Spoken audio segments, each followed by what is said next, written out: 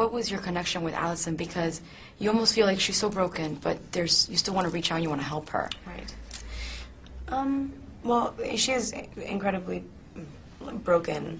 I mean, she definitely doesn't have like the essential thing that we all like want to have, which is, you know, we like ourselves, and that sort of makes you think that other people can like you too. And I think that she is like, as well as being like really emotionally stunted and young, she's like really funny and really alive and like struggling. Like you can see that like she's overcompensating for something like hardcore. And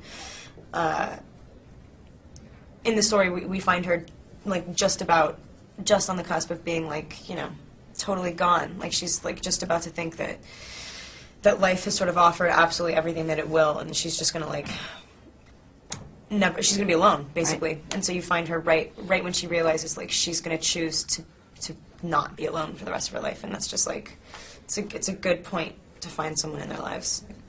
Yeah, you kind of see the feeling of hope. Yeah. And it's sort of this hope among tragedy thing, and your character sort of saves the marriage of this couple who's going through their own loss, but in a way they sort of save you. So did you feel that kind of parallel between the storylines, that, you know, it's like sort of everybody comes out winning and like, hey, everyone's going to be okay?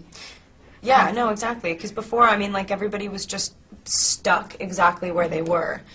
And after the movie, they're able to like go on with their lives, and very subtly too. It's not like anything. It's not like, you know, it's not like suddenly, you know, like a fairy tale. Exactly.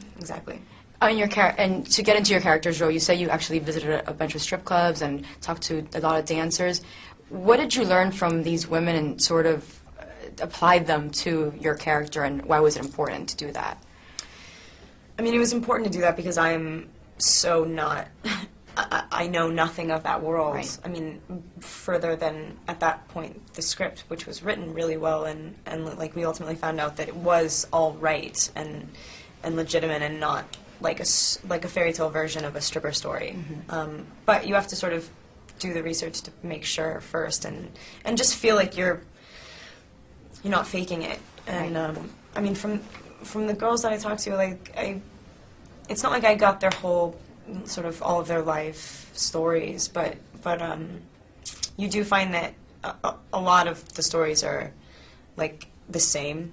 Right. And it's weird, like you can sort of plug in a few little elements into this equation and it usually spits out, I sell myself for, because it's just easy. And they don't have that thing that keeps maybe like you and me from doing something like that. Right. They've lost it. And so it actually isn't as sad as it seems like for you and me, because it's sad that they don't have that, of course, but like at the same time, they don't care anymore. It's just awful. It's like they've lost the capacity to think that.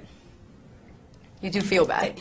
Yeah, like they just don't like themselves. And so they're like, don't worry, I've hurt myself much more than you can ever hurt me, so let me take your money. So it's like, yeah. And working with James and Melissa, you guys have this on-screen chemistry that obviously you were friends before, or you had the chance to get together. Did that make it easier to sort of play this out on film? Well, we did have to jump like right into it. Right. And I think that we had like 2 weeks or something before we started shooting. And so I think that we jumped right into the dynamic that Doug and Mallory sort of have. It was like a push and pull, like slowly, like slow gaining of trust thing. And we also were really like honest with each other and comfortable, and so it was easy to do it. It felt really natural.